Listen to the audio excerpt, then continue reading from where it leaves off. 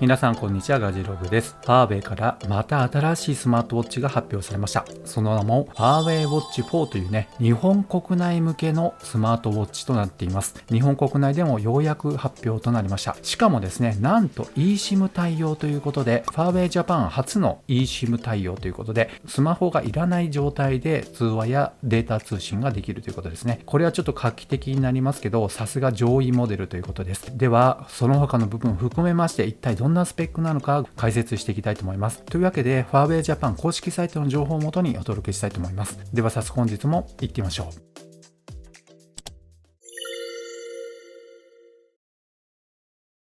まず出てきましたけども、デザインですね。近未来的なデザインで宇宙の美しさを表現とありますが、この文字盤かっこいいですね。デジタル時計の表示に秒数表示も可能となり、さらにアニメーション的に動くんじゃないかなという感じですけども、非常に美しいディスプレイじゃないかなと思います。そして宇宙をその手にとありますが、輝くサージカルステンレスと 3D カーブガラスで一目であなたを魅了します。プラネット文字盤を使用すれば広大な宇宙が目の前に広がっていますと出ていますが、宇宙をモチーフとした文字盤が美しく輝いています。加えて文字盤に関する情報になりますけども、自分の好みを文字盤で表現とありますが、宇宙的壮大さを表現するディスカバリーシリーズやタイムレスな日常の瞬間を表現するフォトグラフィーシリーズですね。そして様々なテーマが用意されています。その種類は2万種類ということで、自由に組み合わせて自分の個性を表現してくださいとあります。ということでこの文字盤を見ますと、こういったタイプはなかなか見ないですね。やっぱり凝った感じがします。そしてディスプレイのサイズになりますけども、約 1.5 インチのディスプレイは一目で情報を確認できるように設計されており、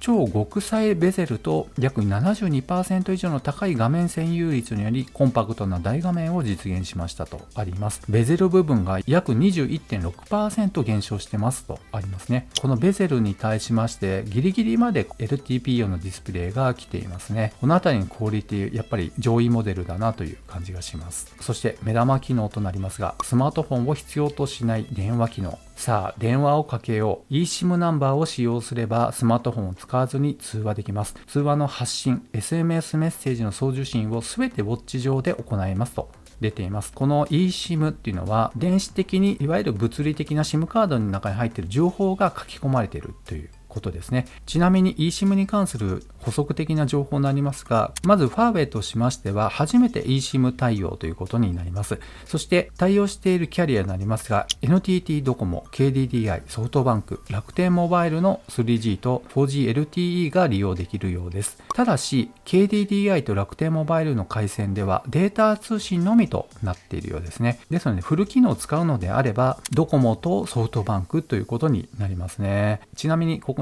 サンプルの電話番号書かれていますが、もし購入した場合ですね、自分のメインの電話番号をこちらで受信するのではなく、新規で番号を割り振るということですので、もう一回線持つっていうようなイメージですね。このあたりも今使っている番号で受信できればなおさら良かったんですけどね、そのあたりの部分は今後対応の予定は今のところないということですね。ちなみに eSIM に対応しデータ通信ができるということは、これ1台で簡単ナビゲーションと出ていますが、スマホいらずでですね、ランニング中やサイクリングにスマートフォンを持っていなくてもこういったナビゲーション機能を使うことができます。そして必要な操作をワンタップでとありますが、文字盤に割り振られたこのいわゆるコンプリケーション的なものからワンタップでその機能に飛ぶこともできます。加えてですね、ウィジェット機能がありまして、ホーム画面の右側とかにこういった機能を割り振っておけば、それぞれの機能にやはりワンタップで飛ぶことができます。そしてフローティングタスクボールというのがありまして、ここにですね、文字盤のこの上の部分に小さなアイコンが出ています。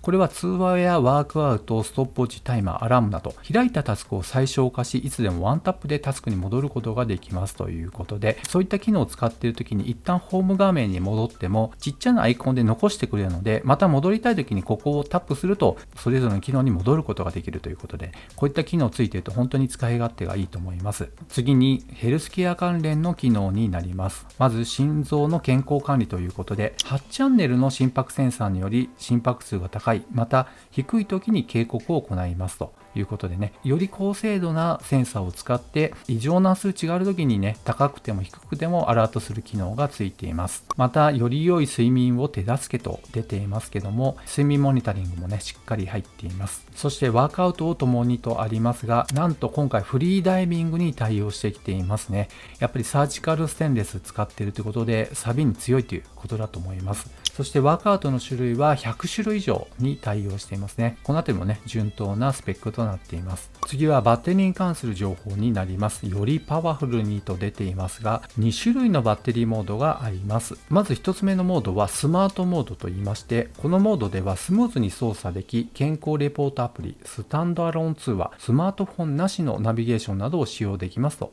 ありますが、このモードですと約3日間ということになります。やはりね eSIM を使っている関係上、バッテリー消費っていうのは大きめになってしまいますね。そして超長時間バッテリー持続モードとありますが、ワークアウトやヘルスケアモニタリング、Bluetooth 通話、通信などの機能を簡単に使用できますとありますが、この場合約14日間ということで、ファーウェイウォッチシリーズの標準的なバッテリー駆動となっています。そしてね、そういったバッテリーの消費が早い時に助かりますけども、急速充電に対応していまして、約15分のワイヤレス急速充電で約1日分の電力が供給されます。フル充電にかかる時間はわずか60分ということで、1時間で満充電、すごいですね。そしてこのウォッチにはグラフェン立体放熱システムが搭載されており、放熱性が 24% 向上していますよということですね。このあたりのグラフェンの立体放熱とかね、ベーパーチャンバー機能とかね、よくありますけど、やっぱり腕に装着している関係上肌に触りますので、熱くなるっていうのはやっぱり危険ですよね。このあたりもね一歩先を行ってるなという感じです。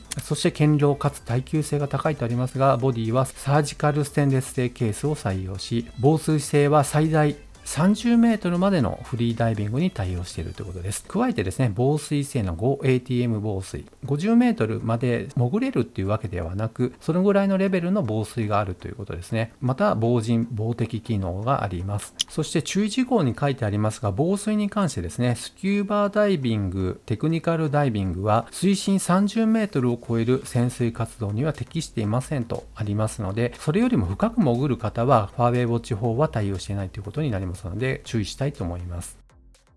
ではまだ触れていない気になる詳細スペックを見ていきたいと思います。重さになりますけども約 48g とありますが、これはストラップが入っていない状態になりますので、そうですね、プラス15から20ぐらいだと思いますので、やっぱりトータルで 60g 以上になってしまうかもしれません。そしてセンサー類見てみますと、当然ながらね、環境光センサーですね、自動調光機能が入っていると思われますし、また温度センサーも入っていますので、皮膚温の表面温度を測ることもできると思います。さらに今回この目玉機能の一つですね、ダイビング対応ということで振動センサーもしっかりついています。また当然ながらマイクとスピーカーもついているということで、 eSIM でスタンダーローンで通話すること、もしくはスマホとペアリングして Bluetooth 通話で対応する、どちらも可能となっています。ということでファーウェイ公式のオンラインストアになりますが、今後の発売日とそして価格になりますけども、発売日がまず11月24日ということになっています。加えてバリエーションと価格になりますが、ブラックモデルのみとなっていまして、定価というかね、通常の参考価格は 65,780 円と結構高くなっていますね。このあたりやっぱセルラー機能が搭載ということでちょっと高くなってるんじゃないかなと思います。もしねこれセルラー機能を省いてくれて2万円ぐらい下げてくれたらね、結構売れそうな気もしますけど、セルラーいらないよってことであればね、下のモデルのファーウェイウォッチ GT4 っていう手もあるんじゃないかなと思います。そして Amazon での価格になりますけども、59,800 円と結構お安くなってますね。ファーウェイ公式サイトよりも6000円ほど安く購入することができるようですので、こちらに関しましてはリンク貼っておきますので、ぜひご覧ください。